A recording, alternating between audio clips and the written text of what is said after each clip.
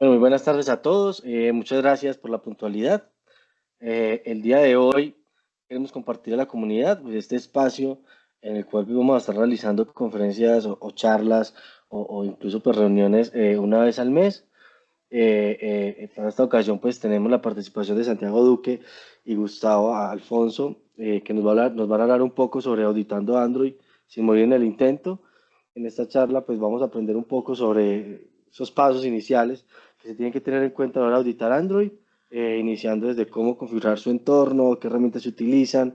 También vamos a ver un poco de aquellas vulnerabilidades con las cuales nos podríamos encontrar y cómo explotarlas. Recuerden que la idea es que las preguntas las hagamos al final, no activemos los micrófonos, dejemos pues el espacio a que las personas pues, nos terminen de comentar todo lo que nos quieren pues, presentar el día de hoy. Bueno, no siendo más, ahora sí le doy paso a mis compañeros, Gustavo, Santiago, bienvenidos a este espacio. Gracias, Andrés. Primero que todo, muy buenas tardes a todos los que nos están acompañando. Me presento, pues, mi nombre es Gustavo González. Aquí pueden ver, pues, un poco sobre mí. Tengo ya, poco más de un año de experiencia en lo que tiene que ver con esta área de ciberseguridad. También les presento a mi compañero Santiago, que es quien me va a estar ayudando, pues, a darle toda esta charla que tiene que ver con, en parte, en cómo configurar todo el entorno de Android, ¿cierto? Que es una charla, pues, muy básica como tal. Como les venía diciendo, esta charla es muy básica, es simplemente, pues, entender cómo es ese proceso para tener el ambiente de trabajo, pues, listo para poder realizar una auditoría o hackear alguna aplicación. Y está enfocada netamente en Windows, y vamos a utilizar una herramienta que es un emulador que es NOS. Se lo habrán escuchado. Yo creo que aquí, pues, muchos de los que estamos aquí, lo más seguro que ya sepamos esto, o algunos no. Pues la idea es que nos quede algo de conocimiento y que aprendamos a cómo tener, pues, o realizar esa instalación de nuestro ambiente de trabajo para realizar auditorías en aplicaciones Android. El contenido que vamos a tener, primero que todo, pues, preparar el ambiente de trabajo. Vamos a hablar sobre algunas herramientas. También estaremos hablando sobre los dispositivos, emuladores, cómo instalar el NOS, instalar el ADB, cómo preparar todo el ambiente del BURS, cómo descargar el certificado y instalar el certificado en el emulador para, pues, poder tener todo este ambiente listo para poder capturar peticiones. También cómo instalar el FRIDA, tanto en el host o nuestra máquina, y también en el emulador o el dispositivo físico, un celular. Y por último tenemos los ejemplos prácticos, ya es más enfocado en cómo explotar algunas vulnerabilidades, las vulnerabilidades más básicas que se pueden encontrar, pues, en este tipo de auditorías, o cuando se está hackeando alguna aplicación. Pues empecemos entonces con las herramientas. La primera herramienta que vamos a ver será el ADB, o el Android Debug Brief, que es una herramienta de línea de comando que nos va a servir para esa comunicación con el dispositivo físico o el emulador. Esta herramienta me va a permitir a mí listar los dispositivos que están conectados, instalar o desinstalar APK. Esta herramienta me va a permitir a mí listar dispositivos conectados, instalar o desinstalar alguna aplicación directamente con el ADB por línea de comando, copiar archivos entre la PC y el dispositivo físico o el emulador, ver los del sistema y ejecutar, pues, comandos remotos. La siguiente herramienta, que es el JAWS, que es un decompilador para decompilar una aplicación y poder, pues, ver toda lo que es la estructura de esa aplicación, poder ver el código como tal un poco más legible. Podemos analizar lo que es el manifest, todo lo que tiene que ver o lo que está compilado directamente en el código de la aplicación, ¿cierto? Entonces, nos va a servir como tal para entender y poder analizar el código y cómo funciona internamente la aplicación. La tercera herramienta sería el APK Tool. Esta herramienta ya es un poquito más avanzada como tal. No la estaremos viendo directamente uso en esta, pues, en esta charla, pero cabe mencionarla para que sepamos más bien para qué podríamos utilizarla, ya que más adelante, si se quiere, pues podríamos ya realizar una charla mucho más avanzada con esta herramienta que es la que nos va a permitir desempaquetar o empaquetar una aplicación. Es decir, que se va a utilizar netamente cuando se está realizando reversing a una aplicación móvil, una aplicación de Android. ¿Qué quiere decir reversing? Es decir, que vamos a estar modificando ya la aplicación como tal, las diferentes funciones que puedan tener, el comportamiento directamente de esa aplicación. Con esta herramienta, pues lo que hacemos es eso. Y la volvemos a compilar otra vez. Y cuando se compila, pues estaremos utilizando otra herramienta que es el APK Signer, que es o Signer, que es para firmar esa aplicación ya después de modificarla. Ya es un poquito más avanzado, ya es para una charla más avanzada, como le había dicho, que es de reversing, pero también hay que tenerlo en cuenta para que se use eso. Tenemos la cuarta herramienta que estaremos utilizando para el ambiente de trabajo, que es Bullseye.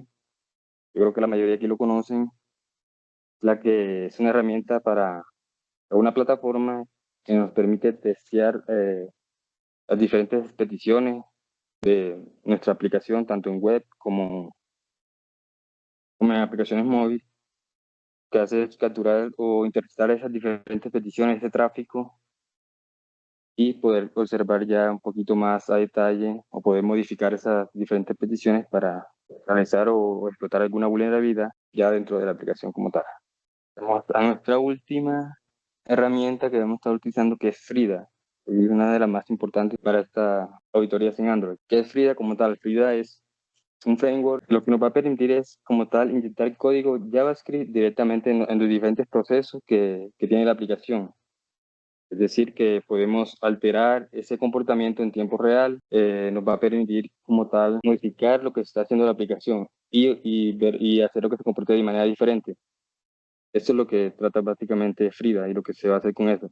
Y hay que tener en cuenta que Frida pues no modifica como tal el binario, el disco como tal, sino que lo hace en memoria. Como se está haciendo en tiempo real, pues no es como la herramienta que acabé de decirles anteriormente, que era la de el APK Tool, que el APK Tool pues es un poco más estática, por decirlo así, porque ahí se puede modificar la aplicación estáticamente y la compilas y vuelves a instalar otra vez la aplicación y ya, pues ya ha modificado ese funcionamiento como tal. Pero Frida como tal no es necesario hacer todo ese proceso, sino que lo haces en tiempo real y puedes hacer eso mismo que hiciste con APK Tool, pues lo puedes hacer con Frida, pero ya en tiempo real. También se puede utilizar para bypassear ciertos controles como el anti-RUP o el anti-TCL, que es lo que nos va a permitir ver el tráfico HTTP con el Bullseye. Para eso nos va a servir Frida como tal. Y muchas otras cosas más. Esto ya creo que es un poco más de la herramienta. Ahora pasamos a los dispositivos o emuladores. Aquí vamos a hablar de varios emuladores. Como tal, el NOS, que es el que nos vamos a centrar en esta charla. También tenemos otros emuladores, que tenía que mencionarlo para que sepan que no solamente el NOS, también tenemos el Memu, tenemos el Genymotion, Android Studio, tenemos Aquarelium, que es una plataforma, creo que está en la nube, que me permite tanto emular como Android como iOS, y los dispositivos físicos. Solamente coloqué esos porque son como que los más relevantes, pueden haber otros más, pero igual todos va a ayudar o les va a servir para lo mismo, hacer este emular en el entorno de Android, que es donde vamos a estar trabajando. Así, empecemos como tal ya a configurar todo nuestro ambiente de trabajo. Y para eso, pues, explicaré cómo instalar el NOS, que es el emulador que vamos a estar utilizando. Lo primero que hay que hacer para cuando se vaya a instalar el NOS es verificar pues si su CPU soporta la virtualización. Ahí pues ahí les estoy mostrando un comando. Ese comando se ejecuta en PowerShell como administrador. Y les va a mostrar como tal si el CPU pues soporta, o en una de las capturas que está en rojito, ahí les mostré cómo debería aparecer. Ahí les va a aparecer pues todo el nombre del procesador y les va a aparecer en true, que significa que sí es compatible con la virtualización y además que está activa. Puede que le parezca en false, significa que no las tienes activadas. Entonces lo que tienes que hacer es, si no la tienes activada, eh, iniciar tu computadora y entrar a la BIOS, a la configuración de la BIOS y buscar pues una de las opciones que dice, habla sobre la virtualización y la habilitas y guardar los cambios y ya tienes la virtualización activa. En caso de que no te salga nada, lo más seguro es que tu computadora pues no soporta virtualización y pues, ya no puede hacer nada, ¿cierto? No te va a servir esta computadora para realizar este proceso. Ahí también dejo un link de la página donde descargar el NOS y pasaremos con un pequeño videito de cómo realizar este proceso para que tengan un poco más de idea.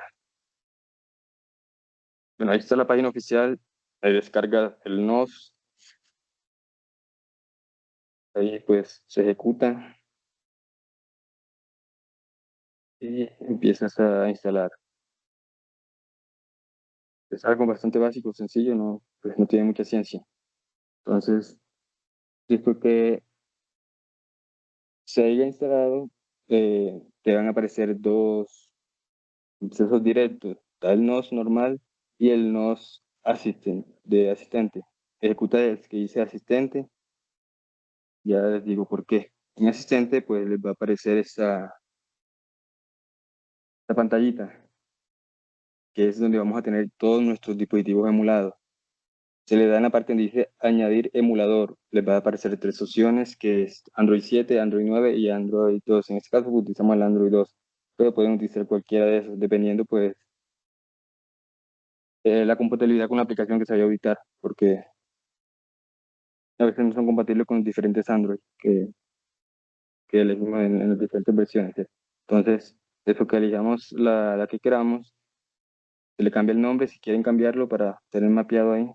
Se le da a iniciar y esa parte, pues, pueden ver, se configura todo lo que tiene que ver con el emulador, como son los núcleos, los píxeles y la parte de configuración de resolución, pues en esa parte normalmente viene como tablet. Se pueden colocar como teléfono si quieren ya tener el ambientico ya como forma de teléfono. Ya eso va a su gusto. Y en esa parte pues se ven las versiones. Perdón. Vamos a, en esta parte dice modelo de teléfono, pues leen el modelo que quieran. En este caso yo siempre leo el que quede por defecto.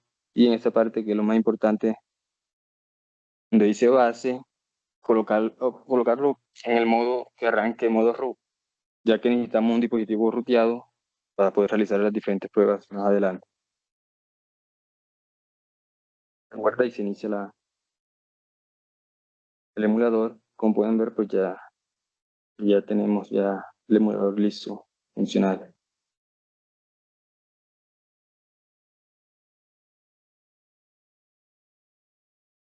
Ya está instalado el NOS, pasamos a la siguiente que es instalar el ADB. Como ya le he dicho, el ADB es nuestra consola de comando que la vamos a estar utilizando para comunicarnos con el dispositivo o el emulador. Aquí también les dejo pues el, el link para realizar la descarga del ADB.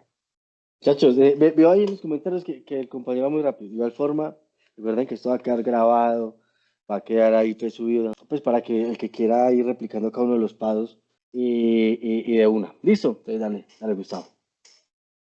Y, bueno, la idea con esto es empezando pues cómo preparar el ambiente, porque la idea es que ustedes también instalen eso, sus máquinas, que cuando más adelante tengamos charlas un poco más avanzadas de Android, pues ya tengan todo listo y pueden entender un poco más cómo es todo esto, ¿cierto?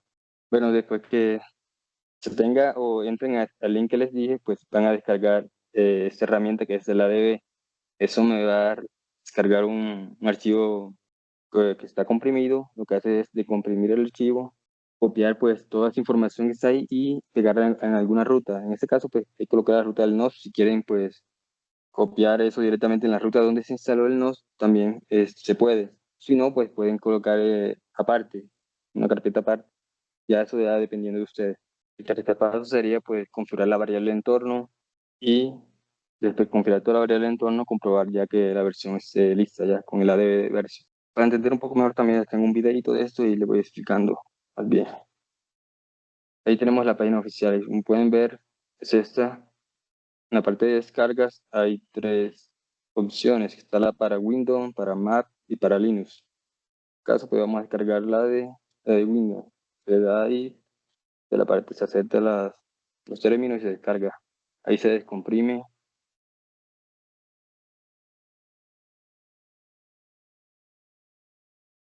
Vamos a la parte que se descomprime.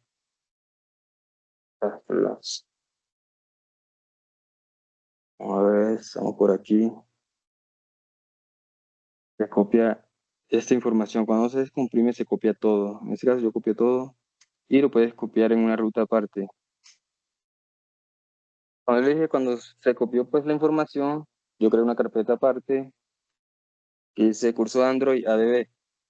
Ahí pegué esa misma información, ya quería tenerla aparte. Ya ustedes, depende de dónde quieran guardarla.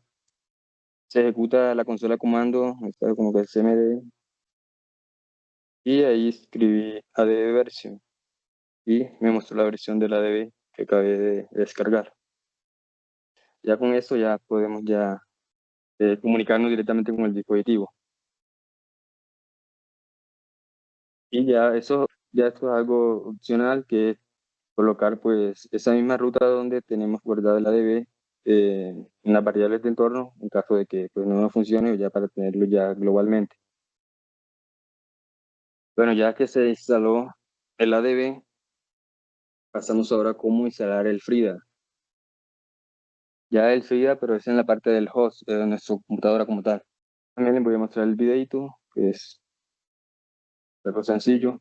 Hay que tener en cuenta que para instalar el FRIDA debemos tener instalado Python.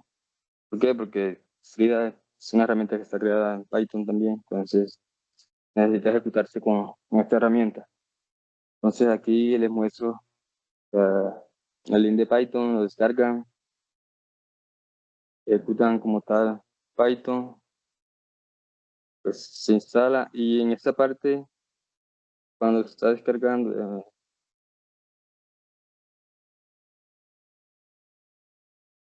ahí le aparece directamente, dice add Python to patch, que es agregar directamente en el patch. Y ya no tienen que hacer el proceso de agregar pues en la variable de entorno el Python, ¿cierto? Porque ya eso directamente se los agrega. Si no la colocan, pues tienen que hacer el mismo proceso que hice con el ADB cuando se ingresó esto directamente en las variables de entorno para que pueda funcionar Python.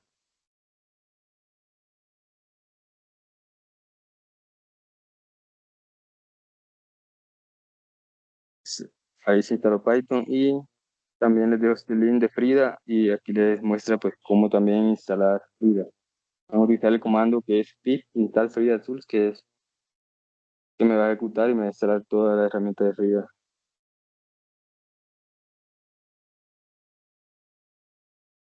Entonces da un comando en la consola, ejecutan ese comando de FreeDTool y empieza como tal ya a realizar toda la instalación. Ahí les mostré las variables de entorno que ya lo había colocado. Eso se instala rápido, como se mostró en el video. Ahí me instaló la versión.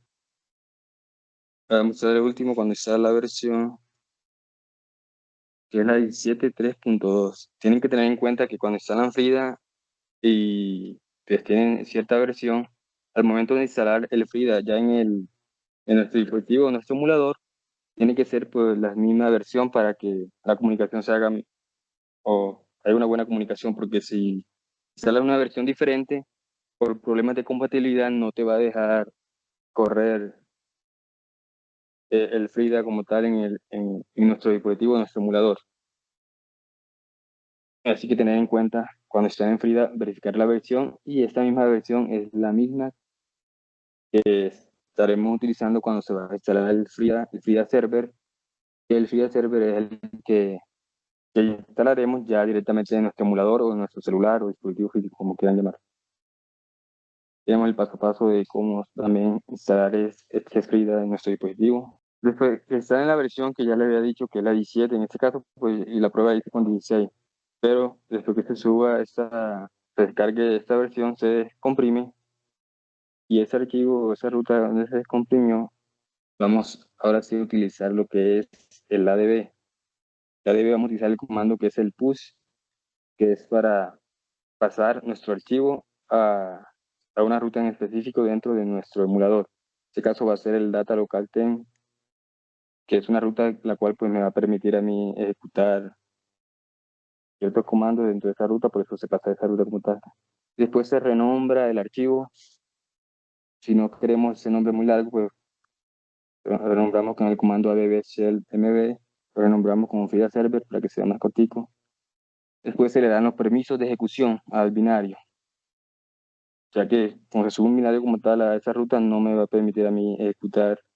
Entonces, ese comando lo que le va a hacer es dar permisos de ejecución, de escritura a nuestro archivo que se subió.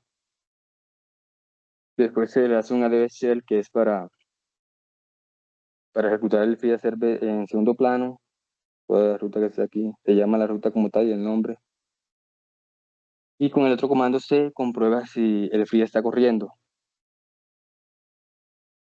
Después se listan los procesos y para comprobar de que todo haya funcionado bien, después que se listan esos procesos, se toma uno de esos procesos o el paquete de esos procesos y se llama directamente con el comando que está de abajo que dice frida-u-f y el nombre del paquete que me lo va a dar el comando anterior que muestra los procesos. Y si me llama correctamente esa aplicación, significa que quedó todo funcional, ¿cierto? Vemos un videito de cómo se hace todo este proceso, ya que este es el más largo de todo. Y lo primero que se hace es comprobar que la ADB pues está activo. Como muestra, me dice que sí está activo. Se busca la versión específica. En este caso yo la prueba la hice con la 16.6.4. Ahí descargué el FreeDAS Server Android, una versión que nos muestra ahí. Se decompila la aplicación y ahí se tiene la aplicación. Que se hace es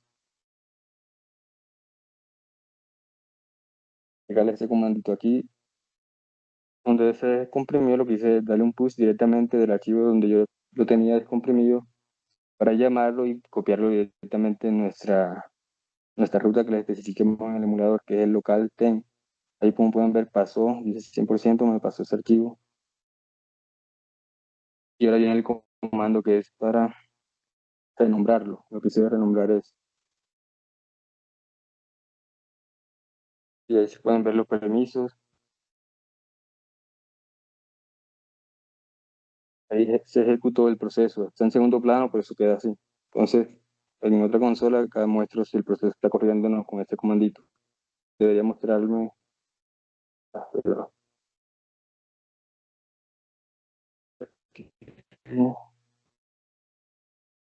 Ahí me muestra el proceso que está corriendo. Y pueden ver, ya corre FIDA Server, que es el archivo que acabé de renombrar, y el proceso está corriendo, o sea que está bien.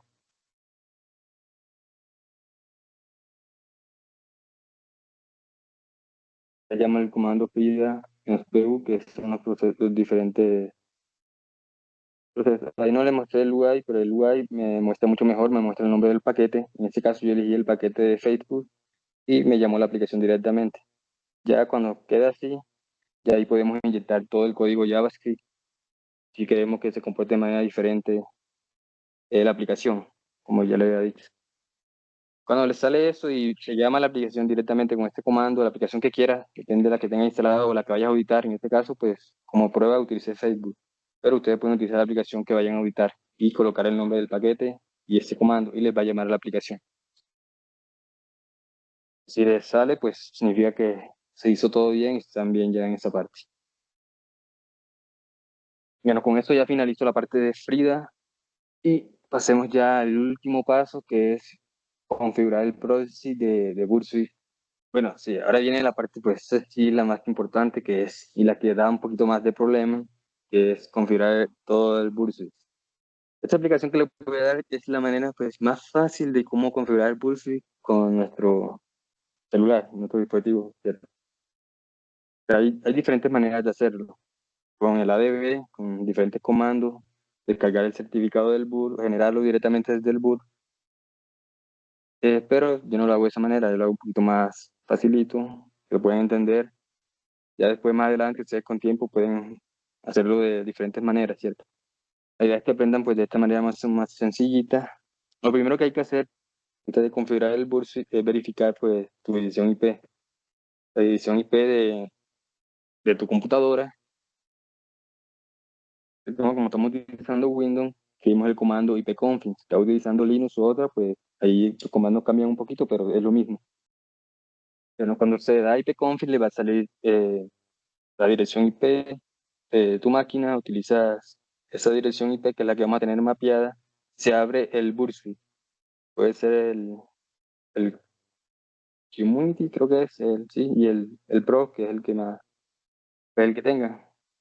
Se va en la parte que dice agregar proxy lister, que es, te va a aparecer el listado de las IPs de tu máquina. En ese caso, pues debería aparecerte la de tu máquina, el esa, y también colocarse el puerto. El puerto que puede ser el 8082, el que tú quieras, mientras no esté ocupado. Después de que configures esto, y guardes los cambios, ya sí viene la parte de cómo configurar ya directamente nuestro dispositivo. Para eso, pues, tienes que tener el NOS o el emulador que estés utilizando ya encendido, todo funcional ahí. Con el ADB, lo que tienes que hacer es irte a la parte de ajustes de tu dispositivo móvil, en la parte de Wi-Fi. Ahí lo que haces es presionar varias veces, dependiendo, pues, el modelo, cambia lo que tienes que hacer. Lo que tienes que hacer es modificar la red que estés utilizando, y lo que tienes que hacer es, en las opciones avanzadas, elegir la parte manual y ahí escribir, tienes que escribir lo que marca la IP y el puerto. Esa IP y el puerto tienen que ser la misma de tu máquina y el puerto que ya habías colocado en el Bursuit. Tiene que ser la misma para que la comunicación se ejecute. Después que tengas eso listo, ahora sí, procedemos con la parte de la instalación del certificado del boot.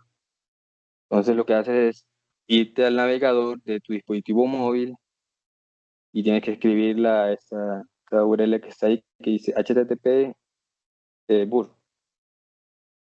Te funciona con esa, y si no quieres con esa, pues también puedes colocar la IP y el puerto que es específico, y también te va a salir lo mismo.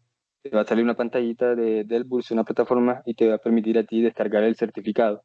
Después que descargues ese certificado, te lo va a descargar en un formato .bin. ¿Qué tienes que hacer? Es eso, renombrar ese certificado y cambiarlo, en vez de bin, que diga .cer. Listo, después que tengas ya eso ya editado, listo, entonces vas nuevamente a las configuraciones. En configuraciones escribes certificado o ser y te va a aparecer alguna de las opciones que diga instalar certificado.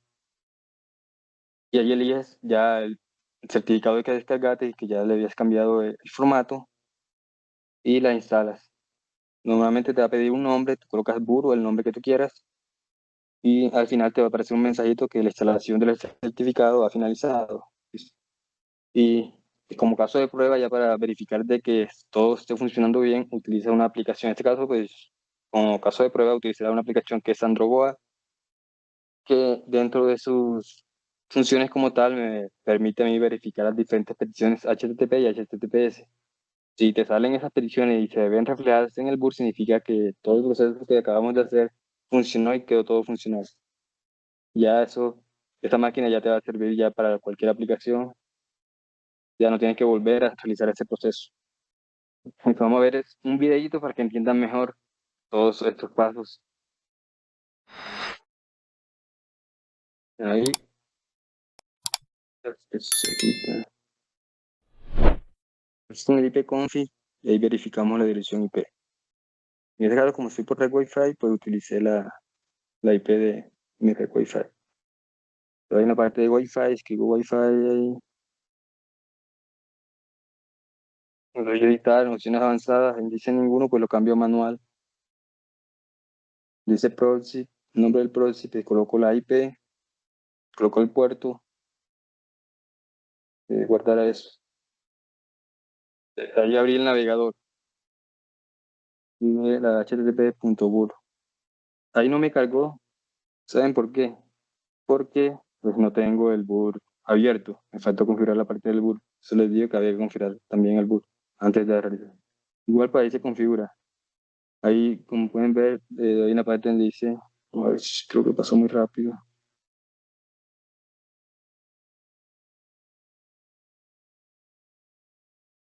Ahí dice opciones, le da la parte de, dice Proxy Lister. Hay una opción que dice agregar, colocas el puerto y eliges la opción de la IP. Normalmente debe aparecer, solamente dejas la IP como tal activa, ahí te aparece el book, como pueden ver ahí te aparece la opción para descargar el certificado. Entonces utilicé la IP, como pueden ver, la misma IP y el puerto para que sepan que también funciona. Y funciona también, ahí le das descargar el certificado y te descarga. Luego en la parte de descarga ahí renombras y cambias ese punto bien por un punto cero y te va a aparecer de esta manera. Ahí en el buscador se busca surf, instalar certificado. Sale el certificado y eliges el certificado y le colocas el nombre. Y te aparece el mensajito, se ha instalado el certificado. En este caso aquí se instaló el certificado Wi-Fi. Hay tres maneras en lo que se instala el certificado. Como Wi-Fi, como usuario y eh, como AC, que es autorizado. No me acuerdo, recuerdo el nombre exactamente. Pero en este caso nosotros necesitamos que sea como, se instale como un certificado confiable. En este caso no me va a servir como Wi-Fi. Ahí me equivoqué un poquito, pero igual puede instalarlo de las tres maneras o de las dos maneras para que estén más seguros. Entonces, lo que hice fue verificar esos certificados en la parte de credenciales de confianza. Debería aparecerme el certificado acá. Pero como sale como Wi-Fi, no me va a aparecer. En la parte de usuario debería aparecer en esa parte donde dice usuario, pero no. Entonces, me apareció en esa parte de acá. Debo instalar certificado ahí mismo otra vez. Vamos a ver, cambiar.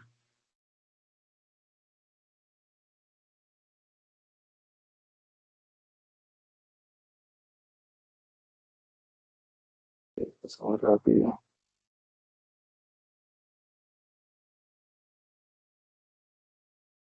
Esta parte.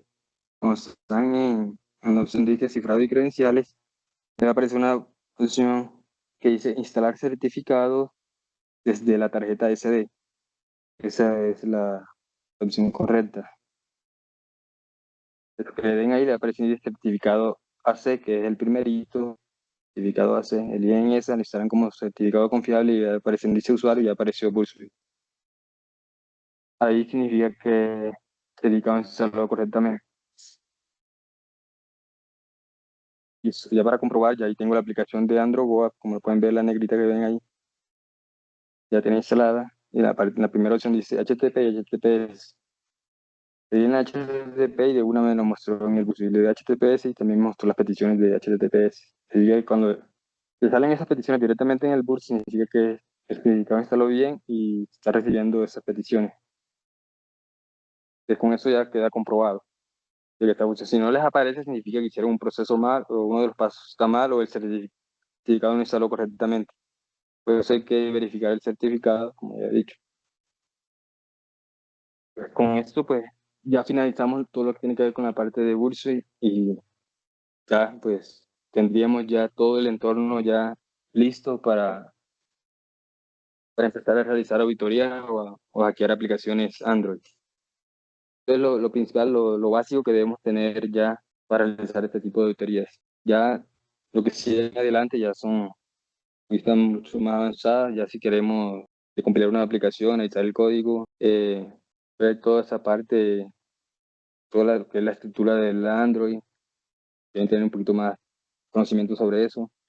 También qué es el manifest, analizar toda esa parte cuando compilan la aplicación, que es la que nos va a ayudar a entender cómo funciona nuestra aplicación y ver cómo podemos utilizar Frida para inyectar código JavaScript para poder manipular esas funciones y empezar a buscar pues vulnerabilidades, ya esas cosas más queremos pues seguir aprendiendo y puliendo más adelante en charlas, pero aquí mi compañero Santiago pues nos va a estar explicando un poquito más sobre lo que tiene que ver con las vulnerabilidades ya más sencillas que podemos encontrar. Son normalmente casi se consiguen cualquiera de las aplicaciones que podemos evitar. Entonces, es algo sencillo sobre ya cómo buscar el fallo ya después de tener todo esto listo. ¿Cierto? Entonces, le doy la palabra a Santiago que nos va a estar explicando eso.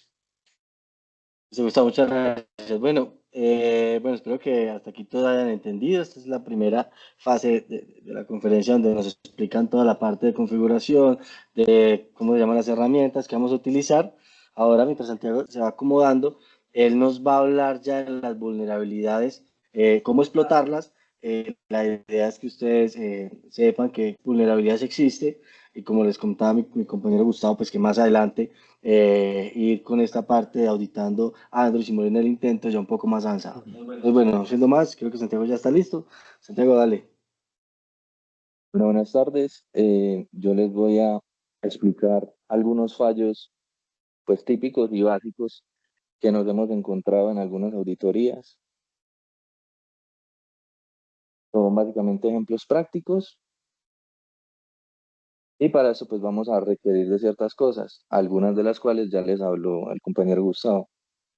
Como estas vamos a depender de un emulador. En este caso vamos a usar Memu, que pues a mí me parece mucho más práctico que el Nox y otros emuladores, pero pues ya es como a elección. Para setear Memu, pues es básicamente lo mismo que Nox. Casi todos los emuladores se comportan de la misma forma. Y en cuanto a la APK vulnerable, vamos a usar androgoat.apk, que era el que estaba usando Gustavo. Vamos a usar ADB y JATSGI, que decompila el código de las aplicaciones de Android. Este sería el link de la aplicación vulnerable, por si la quieren descargar y pues seguir paso a paso el tema. Pero bueno, antes de continuar, me gustaría aclararles que cuando llevamos a cabo un pentesting a una aplicación móvil, debemos tener en cuenta que cuando estamos auditando una página web, tenemos un frontend y un backend, ¿cierto? Esto mismo pasa con las aplicaciones móviles. Entonces, si nosotros encontramos un fallo interceptando las peticiones que pasan por medio de la aplicación móvil, por el proxy, este fallo va dentro de los fallos o de los hallazgos de la auditoría. Ahora vamos a ver algunos de los fallos. El primer fallo sería registro inseguro. El primer fallo sería registro inseguro. En este caso, yo utilicé JATSGI y abrí la APK de AndroGoat. Esta me muestra pues las clases que tiene el paquete y me fui a la clase de Insecure Login Activity. En esta pues encontramos que él está tomando como parámetro el username, el usuario, y la contraseña. Y al hacer clic, nos lo está mostrando en los logs dos veces, en estas dos líneas. Si vemos el videito,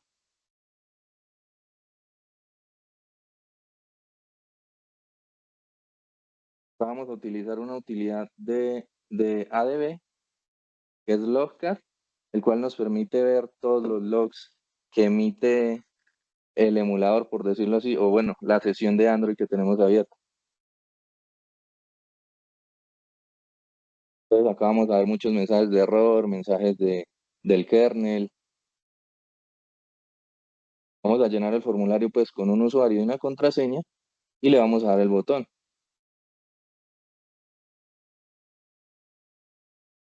En este caso, como lo mirábamos en el código, nos debería mostrar esa información, ¿cierto? Acá en los logs estamos viendo un mensaje de error con el usuario y la contraseña en texto plano. También un mensaje informativo del sistema con el usuario y la contraseña en texto plano. Esto pues obviamente no es recomendable porque hay muchas aplicaciones que pueden estar leyendo los logs y enviándoselas a un servidor de terceros. En este caso, la idea es que si se van a leer este tipo de logs, no muestren ni el usuario ni la contraseña. O si lo van a mostrar, que lo muestren pues encriptado, por decirlo así.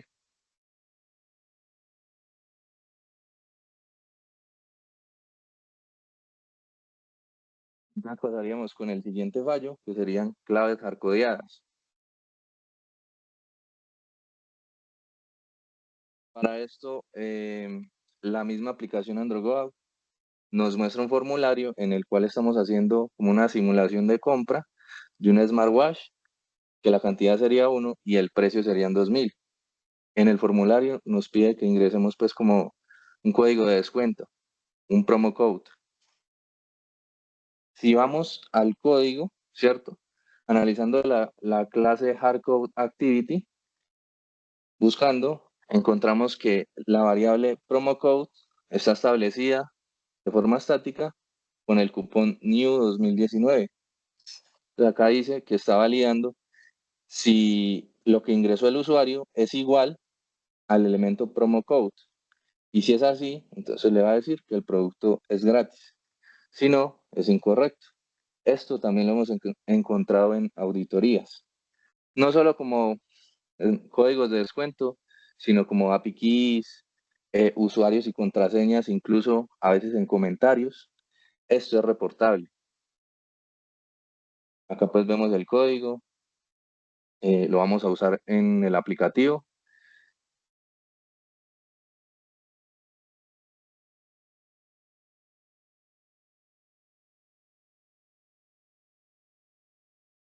Le damos el que está expuesto y en teoría pues nos deja en ceros el producto.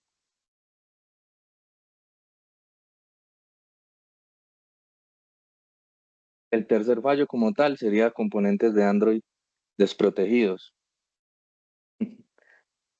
En este caso, tenemos un formulario que lo que hace es pedirnos establecer un PIN para la aplicación. Entonces acá les pongo un ejemplo. Por ejemplo, ustedes tienen la aplicación Mercado Libre. Mercado Libre, cuando tú ya estás logueado en la aplicación móvil, si vas a ver tu información, no sé, de las tarjetas de crédito o información tuya sensible como usuario, contraseña, dirección de correo electrónico, te va a pedir un PIN. Esto es solo un ejemplo. Te va a pedir un PIN. Esto está simulando ese PIN, ¿cierto? Entonces acá, si nos vamos al código, él nos va a decir que va a validar el PIN. Si el PIN es correcto, entonces nos va a mostrar la clase, bueno, la activity, access control 1 view activity. Si el PIN es correcto. Si no, pues nos va a decir el PIN es incorrecto. Después de analizar el código, nos vamos a ir al Android Manifest. El Android Manifest es clave en todas las aplicaciones Android, ya que pues, es como la estructura de la aplicación. Indica los permisos y las activities que tiene la aplicación y el alcance.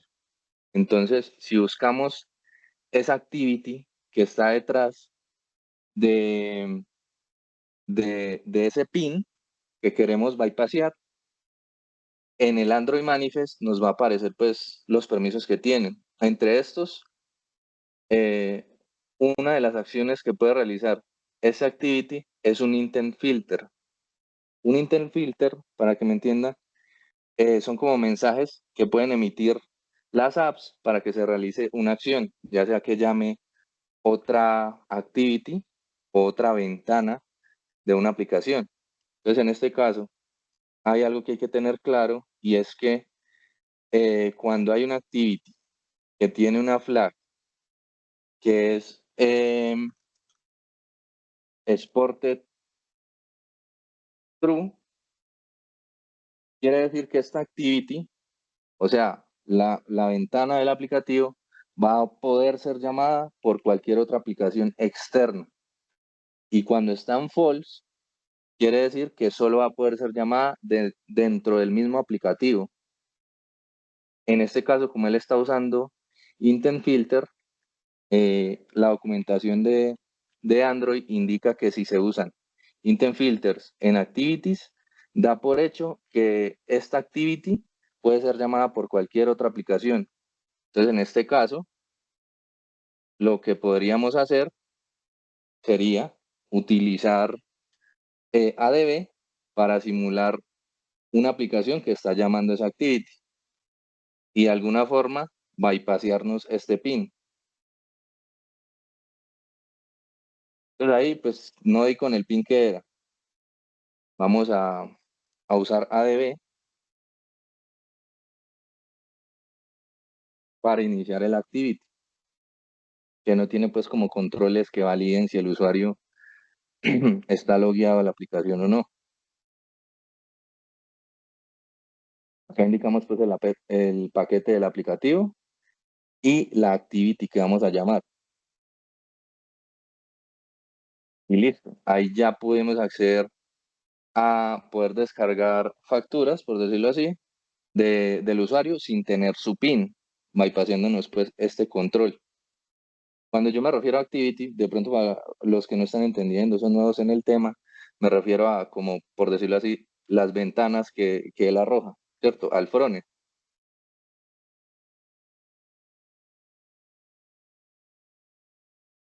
El siguiente fallo es almacenamiento de datos inseguro.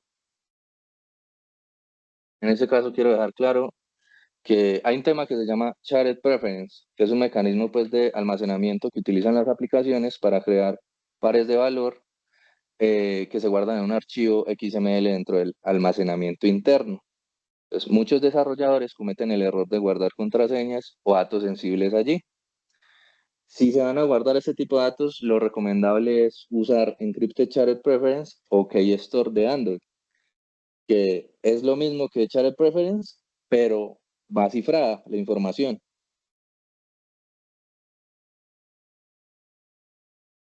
Entonces, en este caso, tenemos un formulario, por decirlo así, con un login.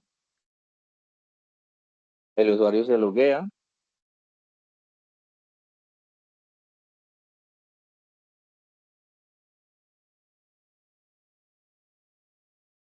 pone su contraseña, guarda los datos o inicia sesión, podría ser. Ahora nos vamos a ir a la shell del dispositivo, nos vamos a ir hasta la data de la aplicación y en la data de la aplicación, que el paquete es owasat.goa, vamos a ver que hay unas carpetas, entre estas está Shared Preference. Si ingresamos a esta carpeta, vamos a ver que se encuentran algunos archivos. Entre estos, uno muy llamativo, como pin details o users.xml. En este caso, el que nos interesa es users. Si hacemos un cat, podemos ver que se encuentran expuestos el usuario y la contraseña en texto plano. Estos fallos puede que los vean muy básicos, pero pueden tener un impacto muy alto. Este tipo de fallos los hemos encontrado en auditorías para empresas muy grandes y han permitido realizar otro tipo de escalamientos o sacarle más impacto al fallo.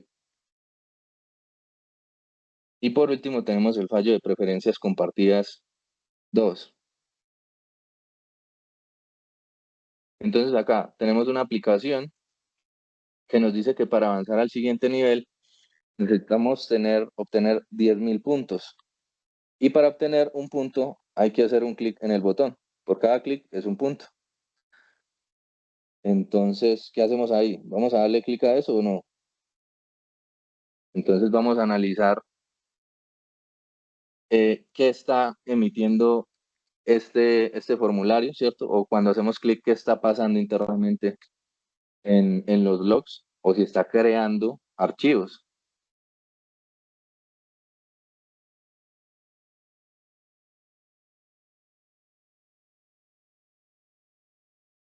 Acá lo que estamos haciendo es usar la shell de ADB y la estamos corriendo como el mismo aplicativo. Vamos a realizar un cat a la carpeta de Shared Preference a un archivo que se llama score.xml.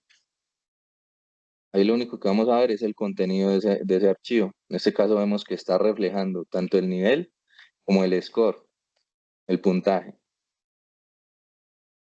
Entonces, ¿ahí qué se nos ocurre? Bueno, ¿qué pasa si descargamos el archivo, lo modificamos, ¿cierto? Acá lo descargamos con full y acá está el archivo. ¿Qué pasa si lo editamos y le ponemos pues que ya estamos en nivel 2 con tantos puntos?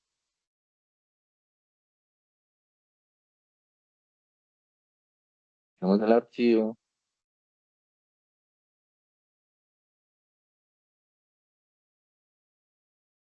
lo guardamos y ahora lo vamos a subir. Pero en este punto tendríamos que subirlo a una carpeta temporal. Desde esa carpeta,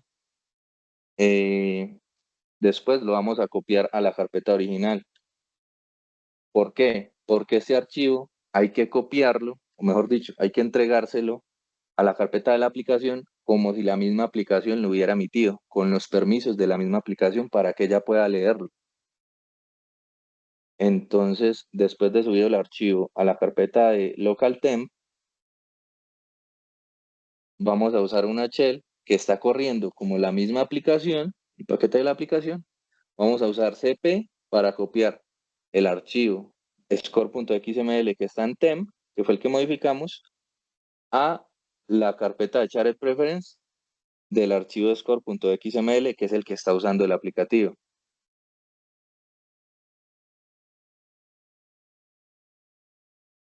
Esto ya está copiado. Ahora si revisamos el contenido del archivo que está en la carpeta del Shared Preference, nos va a mostrar que está bien, pues como lo queremos. Entonces ahora lo que debemos hacer es reiniciar el aplicativo para que pues tome los cambios. Ahora si volvemos a abrir el aplicativo, nos vamos al módulo de Shared Preference 2 en Secure Data Storage y le damos en Score. Ya somos nivel 2 y ya ganamos el juego. Esto yo no lo he encontrado en auditorías, pero hay compañeros que sí. Y en este caso, pues pueden desencadenar accesos a otros módulos o cosas por el estilo, ¿cierto? Se están fiando de información, el servidor se está fiando de información que está trayendo el cliente. Y el cliente, pues puede modificar esa información. Listo, muchachos. Acá les voy a poner algunos recursos que recomendamos acá los muchachos y yo. Entre esos está la guía de pruebas de aplicaciones móviles de OWASP, que es una guía pues como de lo básico que ustedes pueden hacer para probar en los aplicativos. Te explica pues todo paso a paso, por decirlo así, y pues si no entiendes el paso a paso, se lo puedes pasar a la IA que te explique más detalladamente. También tenemos el OWASP móvil del 2024, el top 10, que son los 10 fallos más encontrados en los últimos 4 años, hasta el 2024. Y tenemos algunos laboratorios gratis, a todos nos gusta lo gratis, como por ejemplo los que están en Mobile Hacking Labs. ¿Qué les recomiendo yo para los que están empezando? Que si van a hacer los laboratorios, empiecen utilizando write-ups de laboratorios o solucionarios, donde hay personas que ya han solucionado esos laboratorios y ustedes van haciendo paso a paso y entendiendo cómo lo hicieron. La idea es que ustedes también busquen otros usuarios que lo hayan realizado para ver como la forma en la que piensa cada uno. A veces cambian las formas en lo que lo hacen y se aprenden cosas nuevas.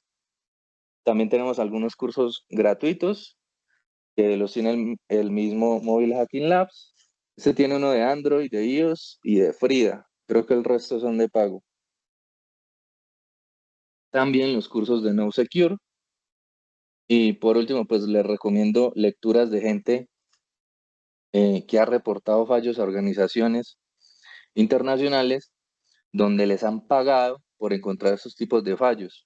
Estos dos usuarios, Bajipro y Fravia, Son usuarios que se dedican a reportar en programas de bug bounty de empresas donde les pagan si les encuentran fallos.